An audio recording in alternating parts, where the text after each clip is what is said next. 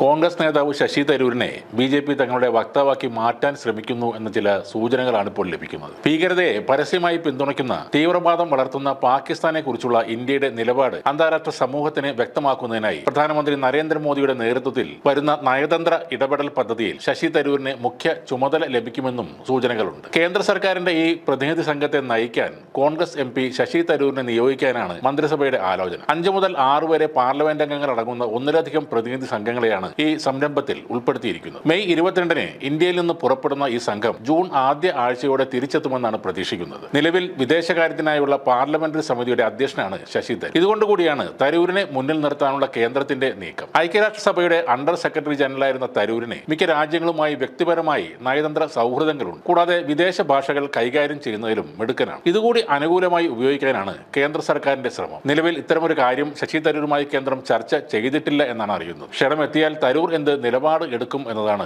നിർണായകം. പാകിസ്ഥാനെതിരായി India നടത്തിയ operation സിന്ദൂറിന് പരസ്യമായി പിന്തുണ നൽകിയതിനെ തുടർന്ന് കോൺഗ്രസിൽ നിന്നും എതിർപ്പ് നേരിടുന്ന സാഹചര്യത്തിലാണ് കോൺഗ്രസ് എം.പി. ശശി തരൂരിനെ മോദി ഈ യാത്രയുടെ അമരത്തേക്ക് കൊണ്ടുവരുന്നത്. ഓപ്പറേഷൻ സിന്ദൂറിനെ കുറിച്ചുള്ള തന്റെ പരാമർശങ്ങൾ പാർട്ടിയുടെ ഔദ്യോഗിക നിലപാടല്ലെന്നും ഒരു ഇന്ത്യൻ പൗരൻ എന്ന നിലയിലുള്ള തന്റെ വ്യക്തിപരമായ അഭിപ്രായമാണെന്നും ശശി തരൂർ പറഞ്ഞിരുന്നു. രാജ്യത്തിന്റെ ഐക്യം ഏറെ നിർണായകമായ ഒരു അവസരത്തിൽ പ്രകടിപ്പിച്ച തന്റെ അഭിപ്രായങ്ങൾ വ്യക്തിപരമായ കാഴ്ചപ്പാടുകളാണെന്ന് ശശി തരൂർ പറഞ്ഞു. നമ്മുടെ രാജ്യത്തിന് വേണ്ടി അണിനിരക്കേണ്ടത് വളരെ പ്രധാനമായിരുന്ന ഒരു സമയത്ത് എന്റെ വ്യക്തിപരമായ കാഴ്ചപ്പാടുകളാണ് ഞാൻ പറഞ്ഞത്. പ്രത്യേകിച്ചും അമേരിക്ക, യൂറോപ്പ്, മിഡിൽ ഈസ്റ്റ് എന്നിവിടങ്ങളിൽ നമ്മുടെ കാഴ്ചപ്പാട് അവതരിപ്പിക്കുന്നതിൽ കുറവുണ്ടായ ആ സമയത്ത് ഇന്ത്യ പാക് വെടിനിർത്തൽ ധാരണയുണ്ടാക്കാൻ അമേരിക്ക ഇടപെട്ടെന്ന പ്രസിഡന്റ് ഡൊണാൾഡ് ട്രംപിന്റെ വെളിപ്പെടുത്തലിനെ തുടർന്ന് പ്രതിരോധത്തിലായ കേന്ദ്ര സർക്കാരിനെ ശക്തമായി പിന്തുണച്ചാണ് ശശി തരൂർ പ്രതികരിച്ചത്. കഴിഞ്ഞ ദിവസം ചേർന്ന കോൺഗ്രസ് പ്രവർത്തക സമിതി യോഗത്തിൽ നിരവധി നേതാക്കൾ ഈ കാര്യം ചൂണ്ടിക്കാട്ടി തരൂരിനെ രൂക്ഷമായി വിമർശിക്കുകയും ചെയ്തു. അഭിപ്രായം പറയാനുള്ള സ്വാതന്ത്ര്യമുണ്ടെന്ന് കരുതി നിർണായക അവസരങ്ങളിൽ പാർട്ടി വിരുദ്ധ നിലപാടുകൾ പാടില്ലെന്ന് തരൂരിനെ കോൺഗ്രസ് താക്കീത് ചെയ്തുവെന്നും ചില റിപ്പോർട്ടുകൾ ഉണ്ടായിരുന്നു. എന്നാൽ ഈ താക്കീത് വാർത്തകൾ